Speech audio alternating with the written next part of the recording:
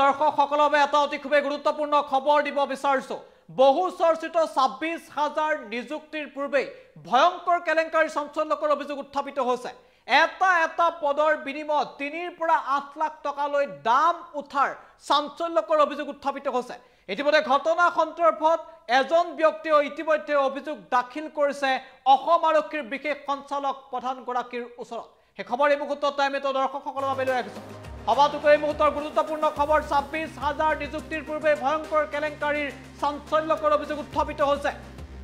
প্ৰতিটো পদৰ বিনিময়ত ৩ পৰা ৮ লাখ টকালৈ দাবী কৰাৰ অভিযোগ উত্থাপিত হৈছে প্ৰতিটো পদত ৩ পৰা ৮ লাখ টকালৈ দৰ দাম কৰাৰ অভিযোগ উত্থাপিত হৈছে আমি এই খবৰ জনাইছো প্ৰতিটো পদৰ বিপৰীতে ৩ পৰা ৮ লাখ টকালৈ দৰ দাম উঠাৰ অভিযোগ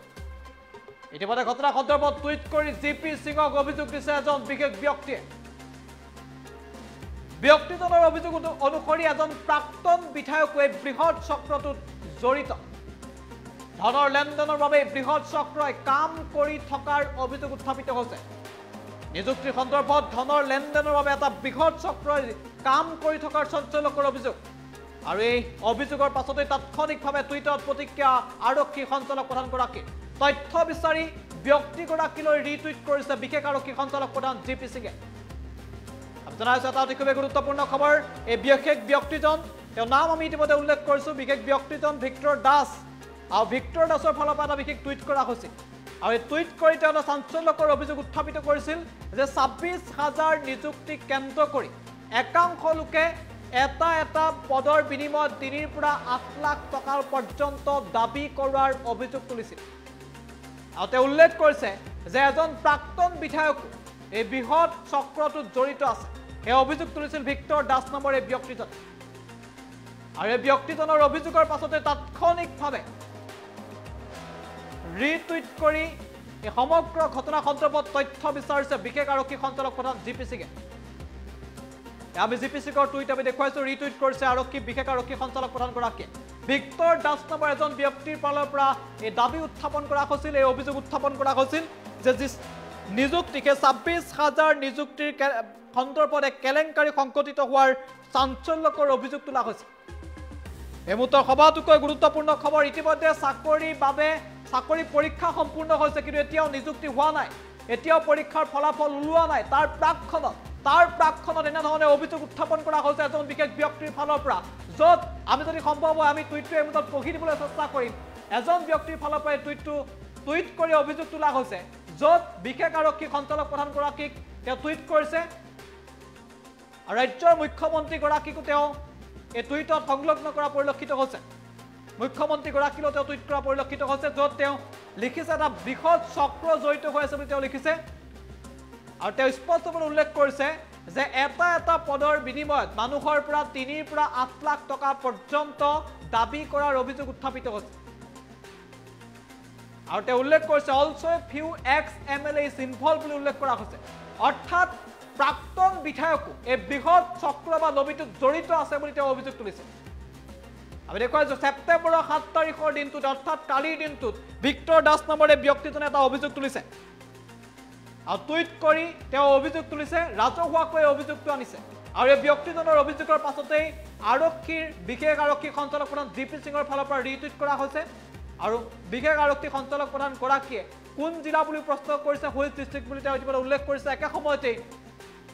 তথ্য বিচাৰিছে আৰু সেই ব্যক্তিজনৰ পৰা তথ্য বিচাৰিছে বিশেষ আৰক্ষী সঞ্চালক প্ৰধান গৰাকীয়ে দেমুত সবাতোকৈ গুৰুত্বপূৰ্ণ খবৰটোৱে হৈছে যে চাকৰিৰ পৰীক্ষাৰ ফলাফল ঘোষণা কৰা হোৱাই নাই কিন্তু তাৰ প্ৰাক্ষণতেই এই নিযুক্তিক লৈ বৃহৎ কেলেংকাৰী সংঘটিত হোৱাৰ চাঞ্চল্যকৰ অভিযোগ উত্থাপিত হৈছে আৰু এই খবৰে ৰাজ্যজুৰি ব্যাপক প্ৰতিক্ৰিয়াৰ সৃষ্টি কৰিছে কাৰণ চাকৰিৰ বাবে ইণ্টাৰনেট কৰ্তন কৰা হৈছিল ইণ্টাৰনেট কৰ্তন কৰি চাকৰিৰ বাবে পৰীক্ষা অনুষ্ঠিত কৰা হৈছিল সম্পূৰ্ণৰূপে নিকা আৰু স্বচ্ছভাৱে পৰীক্ষা অনুষ্ঠিত কৰাৰ কথা ইতিমধ্যে অসমৰ মুখ্যমন্ত্ৰী গৰাকীৰ ফালৰ পৰা কোৱা হৈছিল অসম আৰক্ষী সজাগ হৈছিল তৎপৰ হৈ পৰিছিল কোনো লোকে যদি এনেধৰণৰ কামত লিপ্ত হয় অন্যায় কৰে তেতিয়াহ'লে আৰক্ষীৰ ফালৰ পৰা পিঠি বহল কৰি দিয়া হ'ব বুলি মন্তব্য কৰা হৈছিল আৰক্ষী কঠোৰ হৈ পৰিছিল কিন্তু তাৰ পাছতো যি অভিযোগ উত্থাপন কৰা হৈছে এজন ব্যক্তিৰ ফালৰ পৰা যে নিযুক্তিৰ পূৰ্বেই এটা পদৰ বিনিময়ত ৩ পৰা ৮ লাখ টকা পৰ্যন্ত দাবী কৰা হৈছে সেই দাবীক লৈ ব্যাপক প্ৰতিক্ৰিয়াৰ সৃষ্টি হৈছে জনাই আছো এটা অতি খুবেই গুৰুত্বপূৰ্ণ খবৰ শেহতীয়া এডিআৰ পৰীক্ষাক লৈ চাঞ্চল্যকৰ অভিযোগ উত্থাপিত হৈছে চাকৰি নামত ধন সংগ্ৰহ কৰাৰ অভিযোগ এটা অজ্ঞাত চক্ৰ আৰু একাংশ প্ৰাৰ্থীৰ পৰা 3 পৰা 8 লাখ টকালৈকে দাবী কৰাৰ অভিযোগ উত্থাপিত হৈছে আৰু তাৰ পিছতে এই সমগ্ৰ ঘটনাক কেন্দ্ৰ কৰি এতিয়া ৰাজ্যজুৰি ব্যাপক প্ৰতিক্ৰিয়াৰ সৃষ্টি হৈছে ৰাজ্যৰ বিশেষ আৰক্ষী সঞ্চালক প্ৰধান জিপি সিঙৰ ফালৰ পৰা এই মুহূৰ্তত টুইট কৰা হৈছে আমি টুইটটো এই মুহূৰ্তত দেখুৱাইছো এটা বৃহৎ খবৰ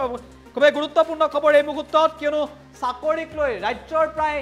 9 লাখ যুৱক যুৱতীয়ে এই চাকৰিৰ বাবে আবেদন কৰিছিল শেহতীয়াকৈ অনুষ্ঠিত হোৱা এডিআৰ পৰীক্ষাৰ বাবে ৰাজ্যৰ লাখ লাখ নিবনুৱা যুৱক যুৱতী অৱতীৰ্ণ হৈছিল আৰু এই নিবনুৱা যুৱক যুৱতী অৱতীৰ্ণ হৈছিল এই পদৰ বাবে ইতিমধ্যে পৰীক্ষা অনুষ্ঠিত হৈ গৈছে দুটাকৈ বিশেষ দিনত সম্পূৰ্ণৰূপে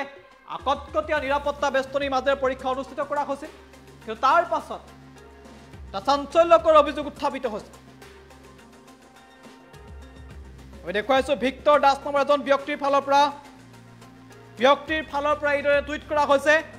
আসাম ডাইৰেক্ট ৰিক্ৰুটমেণ্ট 2022 এডিআৰ যেটো এক্সাম কে ইতমান উল্লেখ কৰা হৈছে য'ত 26441টা পদৰ বাবে পৰীক্ষা অনুষ্ঠিত হৈছিল য'ত তৃতীয় চতুৰ্থ বৰ্গৰ বাবে কেবা হাজাৰ পদৰ বাবে পৰীক্ষা অনুষ্ঠিত কৰা হৈছিল বিগত 21 আৰু 28 তাৰিখে আগষ্ট মাহৰ 21 আৰু 28 তাৰিখে পৰীক্ষা অনুষ্ঠিত হৈছিল য'ত ৰাজ্যৰ প্ৰায় 9 লাখ নিবনুৱা যুৱক যুৱতী অৱতীৰ্ণ হৈছিল 9 লাখ নিবনুৱা যুৱক যুৱতীয়ে য'ত পৰীক্ষাত অৱতীৰ্ণ হৈছিল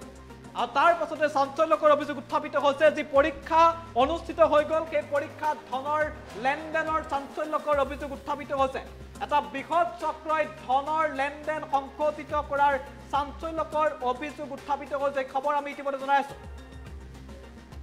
আমি টুইটটো দেখাবলৈ চেষ্টা কৰিছো অসম আৰক্ষীৰ বিশেষ আৰক্ষী সঞ্চালক প্ৰধান জিপি সিঙৰ ফালৰ পৰা সমগ্ৰ ঘটনা সন্দৰ্ভত ইতিমধ্যে প্ৰতিক্ৰিয়া প্ৰকাশ কৰা হৈছে তাৎক্ষণিকভাৱে সমগ্ৰ ঘটনা সন্দৰ্ভত বিশেষ আৰক্ষী সঞ্চালক প্ৰধানগৰাকীয়ে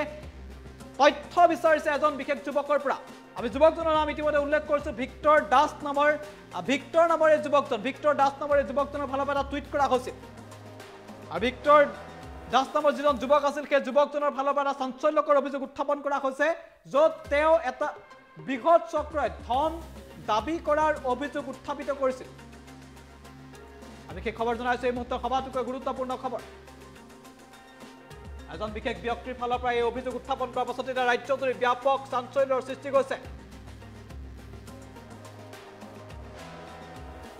আমি জনাইছো এই মুহূৰ্তৰ সবাতোকৈ গুৰুত্বপূৰ্ণ ভিক্টৰ দাস নামৰ এজন ব্যক্তিৰ ফালৰ পৰা এটা চাঞ্চল্যকৰ অভিযোগ উত্থাপন কৰা হৈছিল যে ৰাজ্যত যি পৰীক্ষা অনুষ্ঠিত হৈছিল লাখ লাখ নিবনুৱাই য'ত পৰীক্ষাত অৱতীৰ্ণ হৈছিল এই পৰীক্ষাত কেলেংকাৰী সংঘটিত হোৱাৰ এটা চাঞ্চল্যকৰ অভিযোগ উত্থাপন কৰিছে এজন বিশেষ ব্যক্তিয়ে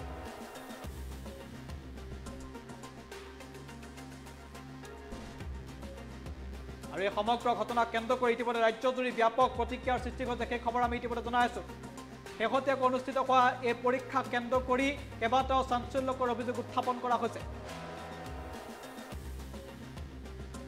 আৰু ভিক্টৰ দাস নামৰ এই লোকজনৰ ফালৰ পৰা টুইট কৰা হৈছে আৰু সেই টুইটটোক কেন্দ্ৰ কৰি ব্যাপক প্ৰতিক্ৰিয়াৰ সৃষ্টি হৈছে সেই খবৰ আমি ইতিমধ্যে প্ৰকাশ কৰিছো